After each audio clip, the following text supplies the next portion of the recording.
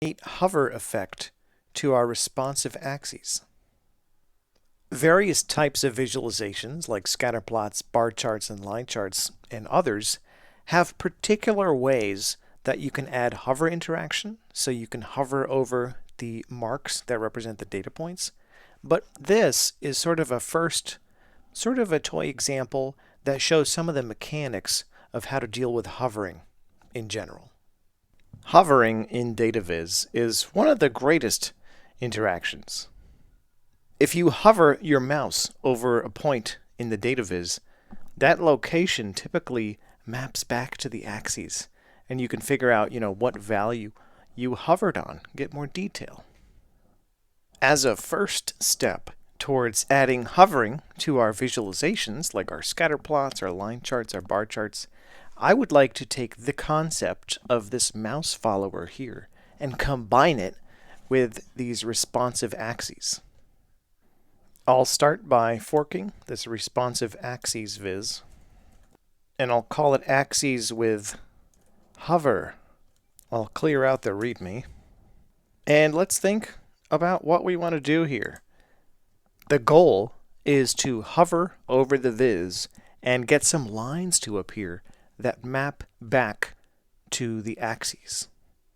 The first thing I like to think about when we're using unidirectional data flow is the so-called shape of the state.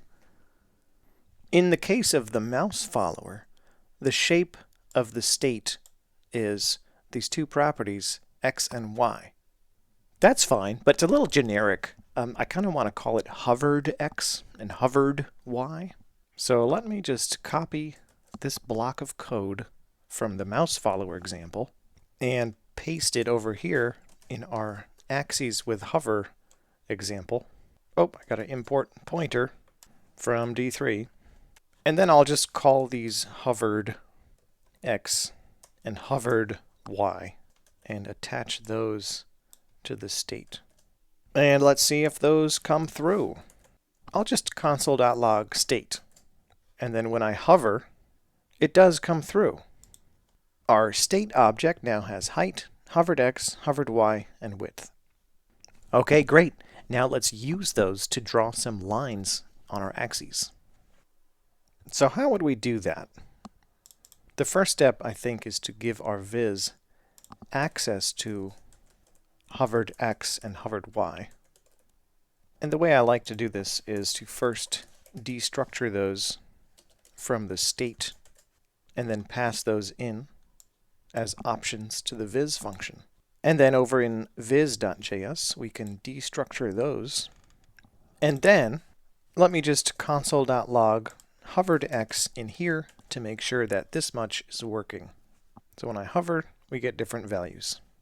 Okay, so these are the values in pixel coordinates. What I'd like to do is project these into the data space so that eventually we can put the number on the axis or somewhere else of what data values we're hovering over. To do that, we can use the invert function on scales. Instead of just logging out hovered x, we can log out x scale.invert hovered x. Now when we hover, we get values from the data space. Okay, great. Now let's use that to draw a line. And I'm going to do that after we render our axes. To draw a line for the hovered x value, we can say svg.selectAll line dot something to disambiguate it from these other lines that exist. Let's call it hovered x as the class. Dot data will be, actually, what should the data be? If we're not hovering at all, then we don't want to draw any lines. So in that case, data should be an empty array. But if we are hovering, we want to draw, I guess, one line, or maybe two lines. Well, let's treat them separately. So one line if we're hovering. We can do that by saying, is hovered x defined? Well, actually, this checks if it's truthy or not, and a value of 0 is not truthy. So let's actually check if it is equal to undefined. In that case, we use an empty array. In the case that it is defined, we can define an array with a single element, let's say null.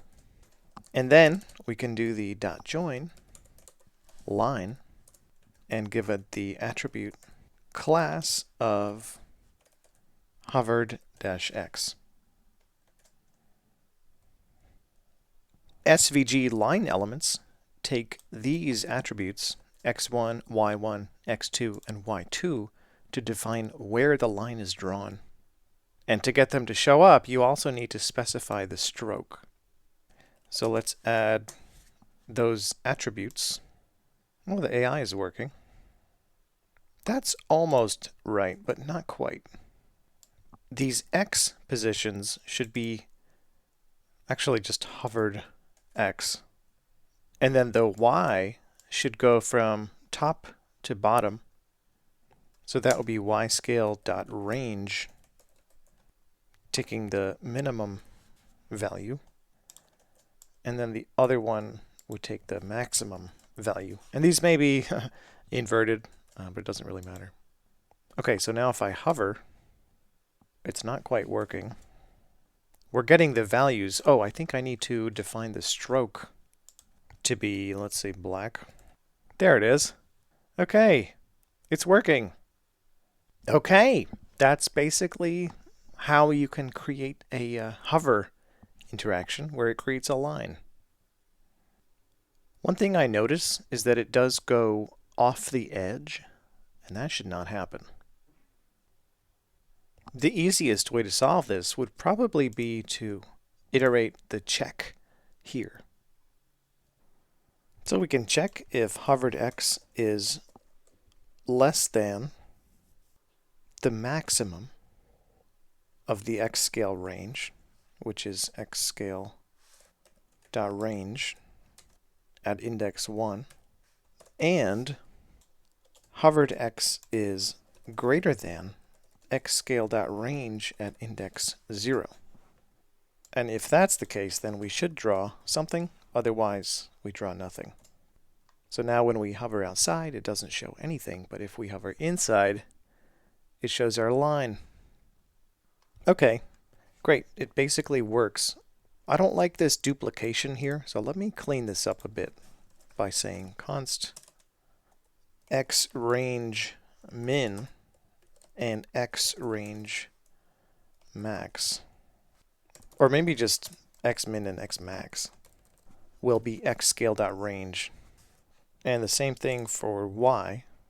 That will simplify these and make the code a little more clear at the same time. And it all fits on one line now. And it still works. And then we can change this x1 to be y min and y2 to be y max. And I realize that these are probably inverted, but for lines, it doesn't really matter. Okay, there it is. So now, let's do a similar thing for the hovered y line.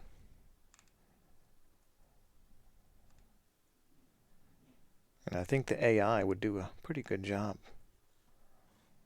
All right, that works. Excellent. I'm noticing that if you hover over the side, off to the side, the line still shows up, which, I don't know, I don't think it's ideal. My original vision for this is that when you hover over this inner rectangle only, then these lines show up. So let's try to get that to happen. To do that, I'm going to introduce a new variable called showHoveredLines, and this will combine the logic for x and the logic for y, which I'll just paste in there, and also the logic for y. So now that's defined as one big Boolean expression, and that can be used in both places as the check for whether to show the line or not. Okay, great. Now when I leave the inner rectangle area, both lines go away. And you know what? I think we can simplify this code by taking a more data-driven approach. Instead of having two blocks of code for the SVG rendering, let's just create the data for the two lines and then just have one block of rendering logic. To do that, I can say hovered lines data equals, if we want to show the hovered lines, we make it an array with two items. Otherwise, we make that an empty array. And these two items can have the coordinates for each of these lines, which I'll just move up there for reference. And we can say, okay, x1 will be hovered x, and then y1, and let me see if the AI can fill in the rest. There we go. Now these all match up, and I can delete that reference code. And the x1 down here would be x min, and let AI figure out the rest. All right, that looks about right. So I can delete that reference code there. And to make this code even smaller, I can make local variables that are smaller. X is hovered x, and y is hovered y. Then I can replace all of these here with the smaller variants. And now we get a nice condensed version of this hovered lines data definition. All right, now that we've done that, we can, delete one of these blocks of D3 logic and replace it with just one of these, where the data here is hovered lines data. And I'll update the class name to be hovered line. And now these attribute functions need to be updated to be a function of D. And in this case, D will be either this line here or this line here. And so x1 should go to d.x1, and the rest is fairly logical, so the AI can do it. And it still works. All right, that's how you can make axes with hover and get this kind of a crosshair effect. To recap, in index.js, we added a mouse move event listener that sets the hovered x and hovered y properties on the state. We then destructure those from the state and pass them as options into our viz function.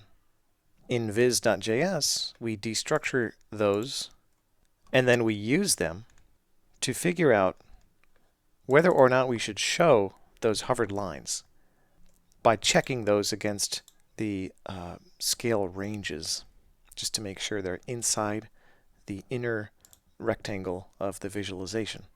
And then we take a sort of a data-driven approach to define hovered lines data by creating an array that has the x1, y1, x2, y2 coordinates for each of those two lines that we want to show.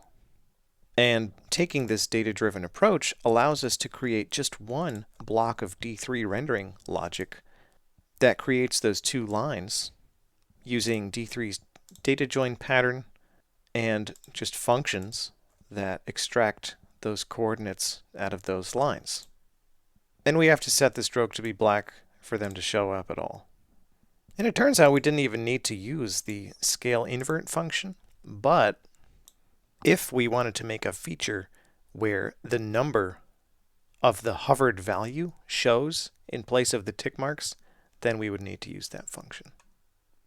That's how you can achieve this crosshair effect. And this setup makes it fairly easy to iterate. For example, let's say we wanted to only draw these lines from the cursor to the axes and not the other direction.